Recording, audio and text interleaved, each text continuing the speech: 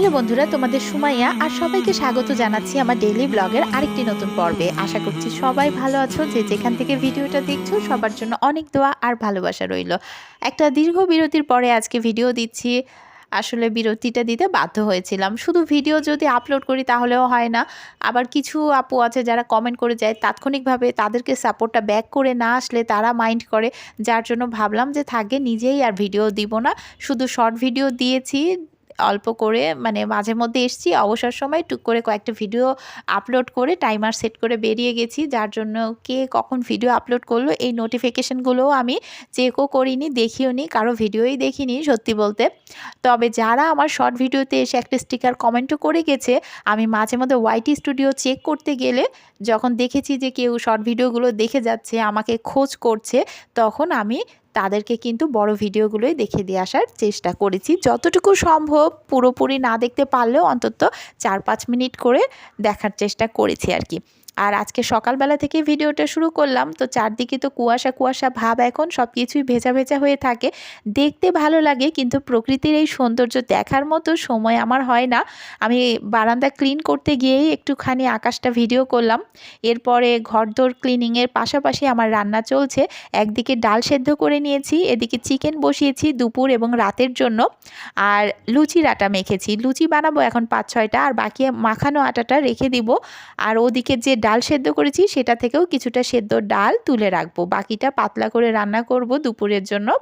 আর সেদ্ধ ডাল যেটা তুলে রাখবো সেটা লুচির আটাটা দিয়ে আমি বিকালবেলা ডালপুরি বানানোর একটা প্ল্যান করছি। যেহেতু শীত শীত আমেজ, বিকালের দিকেও একটা কিছু মানে নাস্তা স্পেশাল না হলে বাচ্চা খুশি হতে চায় না, এজন্য ভেবেছিলাম যে ডালপুরি করব। ওদিকে তোমরা তো যারা নিয়মিত আমার ভিডিও দেখো তারা জানোই যে আমি এক্সপার্ট রাঁধুনি নই, কোনো রকমে আমার কাজ চলে যায়। আর অনেক বেশি মানুষের দায়িত্ব নেওয়ার মতো আমার আসলে মুরদ নেই। আমার শাশুড়ি বেঁচে থাকলে হয়তো বা তার মতো করে কিছুটা তৈরি করে নিতে পারতেন, কিন্তু উনি যেহেতু নেই, আমার কাজ শেখার সুযোগ একেবারেই হয়নি সত্যি বলতে।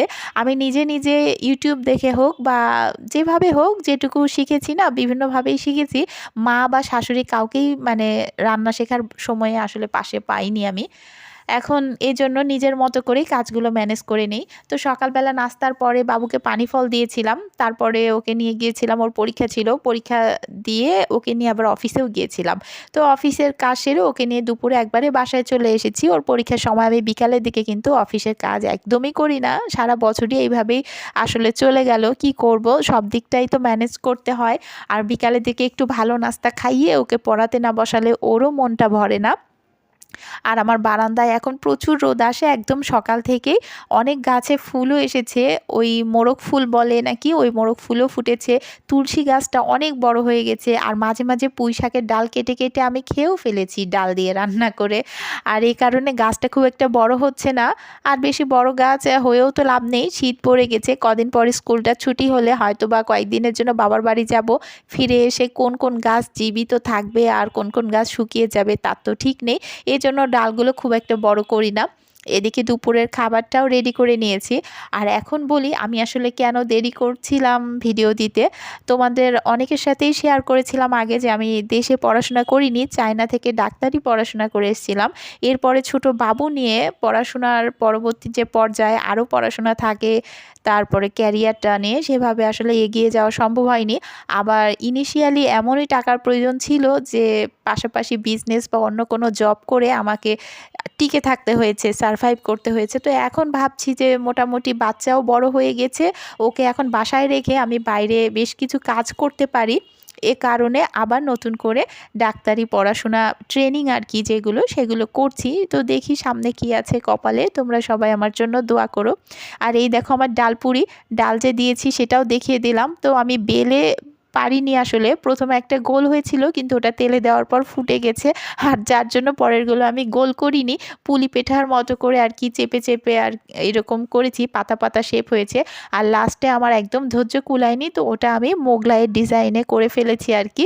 এই হচ্ছে পরিস্থিতি। অবশ্য আমার পুরিগুলো কিন্তু টেস্ট ভীষণ ভালো হয়েছিল। দোকানেরগুলোতে তো ডালের পুরটা কম থাকে, আমার পুরিগুলোর ভিতরে ডালের পুরে একদম ঠাসা ছিল। তার উপরে আটাটা সকালবেলা যেহেতু লুচির জন্য মাখানো বানানো ছিল, এই কারণে প্রত্যেকটা পুরি তাৎক্ষণিকভাবে ফুলে গিয়েছিল এবং খেতে অনেক ভালো লেগেছিল। তাছাড়া আমার কাছে মনে হয় নিজের কাজ নিজে করার মধ্যে একটা শান্তি আছে, একটা স্বাধীনতা আছে। হেল্পিং হ্যান্ড নিলে তার সাথে শিডিউল মিলতে চায় না, আর বাসায় সে কাজ করলেও তার সাথে কথাবার্তা বলতে আমার অনেকটাই ডিস্টার্ব হয়। আমি যতটা পারি নিজের কাজগুলো করার পর নিজের পড়াশোনাগুলো করি, অনলাইনের কাজগুলো করি। এইভাবেই দেখতে দেখতে দিন গড়িয়ে রাত হয়ে যায়। বাচ্চাটাকেও তো পড়াশোনা করাতে হয়। ও অবশ্য এখন একা একা অনেকটাই চলতে ফিরতে অভ্যস্ত হয়ে গেছে। আজ এই পর্যন্তই বন্ধুরা, ভালো থেকো সবাই, টাটা।